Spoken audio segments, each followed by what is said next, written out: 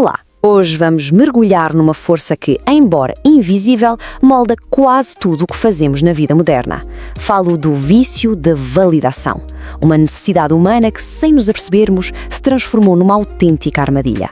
Para começar, deixo aqui uma pergunta para pensar a sério. Quem seria, mas quem seria mesmo, se não houvesse ninguém a observar? A distância entre a resposta a isto e a vida que mostramos online, bem, essa distância pode revelar um abismo. E é precisamente nesse abismo que vamos entrar hoje. E o ponto central é este. Atenção, não há nada de errado em querer ser reconhecido. É humano. O problema começa quando o nosso eu deixa de ter um centro próprio e passa a ser, sei lá, uma espécie de colcha de retalhos, cozida apenas com os fios das expectativas dos outros. Ok, vamos à primeira paragem desta nossa análise. O sintoma mais óbvio deste vício, a performance, aquela criação constante de uma persona pública, uma versão de nós que vive essencialmente para ser vista. E este contraste revela um conflito brutal, não é? De um lado temos o eu real, que é imperfeito, contraditório, que está sempre em processo de se tornar. Do outro, a persona digital, toda curada, polida, idealizada para uma audiência. Manter esta performance é absolutamente exaustivo. E claro, quanto maior a distância entre estes dois eus, maior o vazio que se sente por dentro. Esta frase capta na perfeição a inversão cultural que estamos a viver. A visibilidade, de alguma forma, tornou-se a prova de que existimos. Chegamos ao ponto em que, para muita gente, quem não é visto sente que pura e simplesmente não existe. É assustador, se pensarmos bem. Agora, vamos descer uma camada. Vamos para um nível mais profundo, o nível bioquímico, para percebermos porque é que esta busca por validação é tão viciante e difícil de parar. Temos de olhar para a química do nosso próprio cérebro. E aqui há uma distinção que é fundamental perceber. A dopamina não é o prazer do gostar, aquele sentimento de contentamento que vemos à direita. Não. A dopamina é o motor do querer. É aquela antecipação quase ansiosa pela próxima notificação, pelo próximo like. É este ciclo de desejo, e não o prazer em si, que alimenta o vício de continuar a fazer scroll infinitamente. E a tecnologia, claro, amplifica isto de uma forma brutal. A tecnologia não criou a nossa necessidade de validação, mas construiu o sistema perfeito para explorar. As métricas transformam o nosso valor pessoal num número. A escala expande a nossa audiência. Passamos de uma pequena tribo para potencialmente milhões.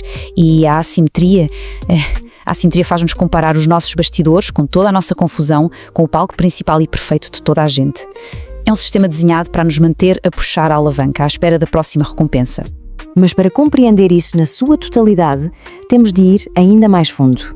Temos de ir à raiz, às nossas primeiras experiências de vida, onde tudo isto, na verdade, começa. Esta distinção está no centro de tudo. O amor incondicional diz, basicamente, tu existes e isso, por si só, é suficiente. Já o amor condicional ensina a uma criança uma lição terrível, que o seu valor não é algo que tem, mas algo que tem de conquistar. É aqui que começa a performance. A performance para merecer o direito a existir. E para sobreviver, aprendemos a usar máscaras. Seja a do perfeccionista, que não pode falhar, a do people pleaser, que tem de agradar a todos, ou a do cuidador, que põe sempre os outros primeiro.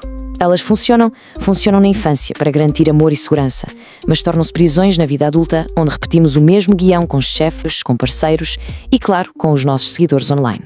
E aqui chegamos à crença nuclear que alimenta esta busca sem fim.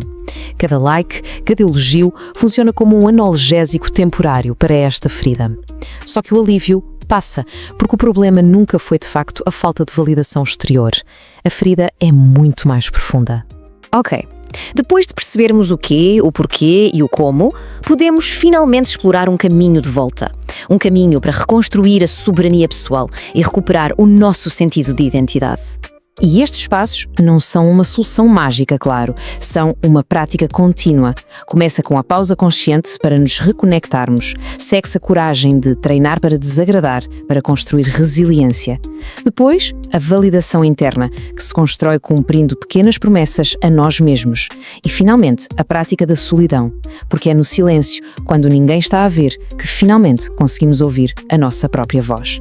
E esta é, talvez, a reflexão central de tudo isto. A verdadeira liberdade não é ser visto por toda a gente. É deixar de precisar da aprovação dos outros para simplesmente ser. Porque a nossa existência não é um pedido de licença, é um facto.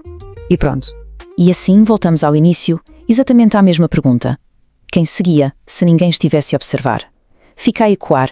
A resposta honesta a esta pergunta, essa resposta contém um mapa para uma versão mais autêntica de cada um. A versão que não se exaure em performances, a versão que por si só já é, e sempre foi, suficiente.